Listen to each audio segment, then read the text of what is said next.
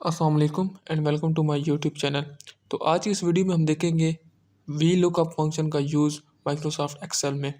तो V lookup function बहुत ही इंपॉर्टेंट फंक्शन है माइक्रोसॉफ्ट एक्सेल का।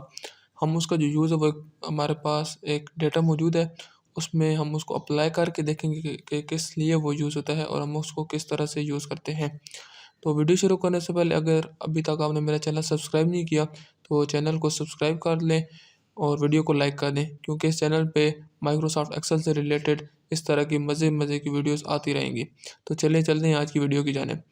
तो वी लुक का फंक्शन सबसे पहले मैं आपको बता दूंगा उसका यूज़ क्या होता है। वी लुक का फंक्शन हमारे पास बेसिकली यूज़ इसलिए होता है कि अगर हमारे पास बहुत सारा डेटा हो ना, अगर आप इमेजिन करें ये मेरे पास अभी 10 के लगभग कॉलम है। आप इमेजिन करें कि आपके पास 1000 के लगभग कॉलम हो और आपने उसमें से फॉर एग्जांपल किसी एक प्रोडक्ट की या किसी एक क्लाइंट की, किसी एक एम्प्लॉय की कुछ मतलब उसका कुछ ना कुछ डिटेल देनी है, उसका आईडी कार्ड नंबर कुछ भी। फॉर एग्जांपल अगर मैं यहाँ पे देखूँ तो मेरे पास यहाँ पे प्रोडक्ट्स के नेम है, प्रोडक्ट्स की आईडी है, प्राइस है। मैं कहता हूँ कि मुझे 105 आईडी का जो प्रोडक्ट है उसकी मुझे प्राइस बता दो। अगर आपका जो आपका क्लाइंट है वो आपको ये कहता है, तो आप उसको ये तो नहीं कर सकते कि आप हज़ार के हज़ार जाके प्रोडक्ट्स में जाके देखोगे कि ये वाली आईडी है, अच्छा इसकी प्राइस ये है। तो इसके लिए एक्सेल हमें एक बहुत ही अच्छा सा फंक्शन प्रोवाइड किया हुआ है, उसको हम कहते हैं वी लुक का फंक्शन।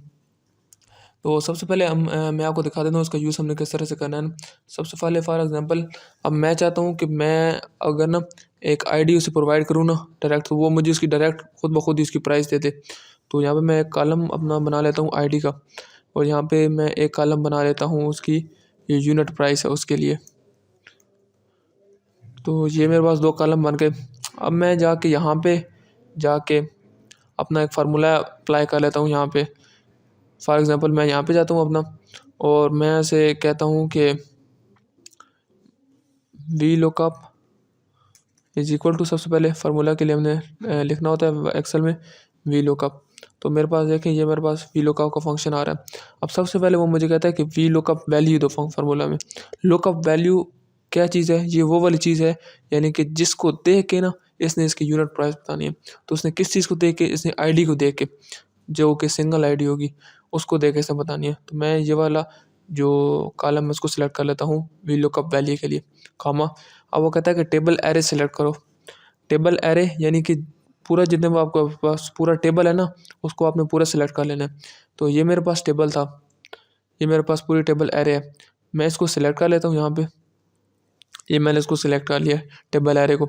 अब टेबल एरे को सिलेक्ट कर लिया उसके बाद, लेकिन यहाँ पे अब आपने एक चीज़ का ध्यान रखना है, क्योंकि जब आप इसको ना अभी तो आपके पास एक सिंगल प्रोडक्ट है ना, तो उसमें तो ये इतना अफेक्ट नहीं करेगा।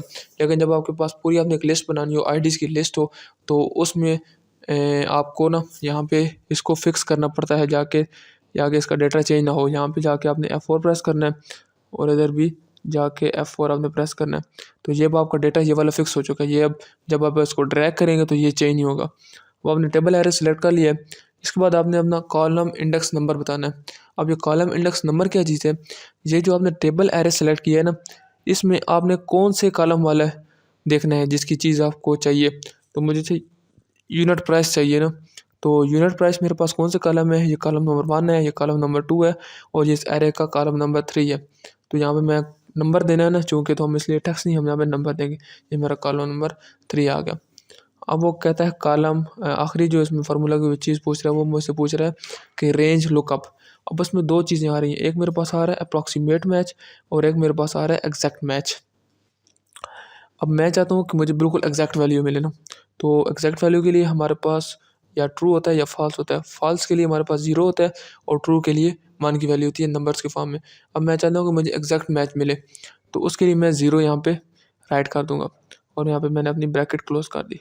अब जब मैंने यहाँ पे इसको एंटर किया ना, तो ये अब कहता है कि नॉट अप्लीकेबल।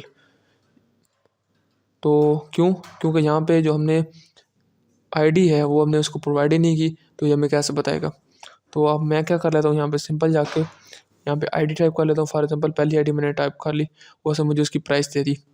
अगर आप ये चाहते हैं कि आप यहाँ पे बजाय राइट करने के ना, आप चाहते हैं कि मैं यहाँ पे पूरा जो मेरे पास प्रोडक्ट आईडीज़ हैं जितनी भी, उन सारी की लिस्ट आ जाए, मैं डायरेक्टली वहाँ पे जाकर उसको सिलेक्ट करूँ और मेरे पास वो प्रोडक्ट की आईडी आ जाए और उसकी प्राइस आ जाए। अब आप क्या कर सकते हैं, यहाँ पे डेटा में जाके उसके बाद आपने जाना है यहाँ पे डेटा वैलिडेशन में जाना है। यहाँ पे डेटा वैलिडेशन में आना है। उसके बाद आपने यहाँ पे आप चाहते हैं कि मैं पूरी लिस्ट बना लूँ, तो यहाँ पे आपने लिस्ट को सिलेक्ट करना है और यहाँ पे ये ऑप्शन होगा सिलेक्शन का। यहाँ पे आपने आके सिलेक्ट कर लेना है और ये सिलेक्ट करने के लिए आपने पूरी लिस्ट सिलेक्ट कर ली मैंने। एंटर प्रेस करना है अपने कीबोर्ड से और उसको आपने ओके कर देना है। तो आप देख सकते हैं यहाँ पे एक छोटा सा बार आ गई आपके पास।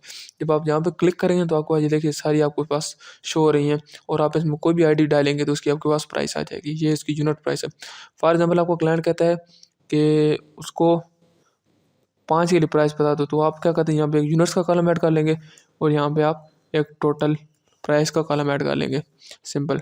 यहाँ पे यूनिट्स वो अगर कहता है 4 है तो अब आप उसको टोटल प्राइस बतानी है, तो क्या सिंपल आप क्या करें यहाँ पे इक्वल टू और यूनिट प्राइस और मल्टीप्लाई बाय यूनिट्स, उसको एंटर करेंगे तो ये देखेंगे आपके पास सिंपल ये इसकी टोटल प्राइस आ गई। टोटल 4 प्रोडक्ट्स के आईडी नंबर 1 हो जो 4 प्रिंटर 4 होंगे तो उसकी प्राइस आपके पास टोटल आ गई 600। तो ये तो था हमारे पास इसमें एग्जैक्ट मैच। अगर आपने यहाँ पे फार्मूले में जाके देखना हो कि ये अगर आप यहाँ पे कहते हैं कि नहीं मुझे एग्जैक्ट नहीं, मुझे अप्रॉक्सीमेट मैच चाहिए। फॉर एग्जांपल ये होता है ना कि अगर आपका फॉर एग्जांपल एक आपकी एक सेल्स की कंपनी है और उसमें आप कहते हैं अगर आपने आपके एम्प्लॉय ने इतनी सेल्स की तो उसको इतना कमीशन मिलेगा, इतनी सेल्स की तो उसको इतना कमीशन मिलेगा। फॉर एग्जांपल अगर वो 500 का सेल करेगा तो उसे 50 रुपये कमीशन मिलेगा। अगर वो 1000 रुपये की सेल करेगा उसे 200 रुपये कमीशन मिलेगा। लेकिन अगर क्या हो कि वो 750 की सेल करे फिर तो उस केस में आपने अप्रॉक्सीमेट मैच यूज़ करते हैं। अप्रॉक्सीमेट मैच ये करता है कि जब तक आपका जो आपकी वैल्यू फॉर एग्जांपल अगर आपकी वैल्यू 500 से लेके 999 के दरमियान होगी ना तो वो आपको वही कमीशन वो उसको देगा जो कि 500 के लिए है। और जैसे ही उसकी वैल्यू 1000 होती जाएगी तो जो मैं कमीशन आपने मेंशन किया 1000 के लिए वो उसको अप्रॉक्सीमेट मैच उसको वो वाली चीज़ देगा। तो ये सिंपल चीज़ होती है जो कि मैं अप्रॉक्सीमेट मैच दे देते। अगर आप यहाँ पे कुछ भी ना देना तो ऑटोमेटिकली वो उसको एज अ अप्रॉक्सीमेट मैच देता है। अब चूँकि हमारे पास इसकी तो वैल्यू सी ना डायरेक्टली तो उस वजह से हमने डायरेक्ट वैल्यू दी है। लेकिन अगर हमारे पास डायरेक्ट वैल्यू ना हो ना तो वो रेंज में से उठा के अप्रॉक्सीमेट जो है वो हमें वो रेंज में से उठा के देता है। तो ये थी आज की वीडियो और वीलॉग का फंक्शन का यूज़। उम्मीद करता हूँ आपको वीडियो पसंद आई होगी। वीडियो को लाइक कर लो और चैनल को सब्सक्राइब कर लो।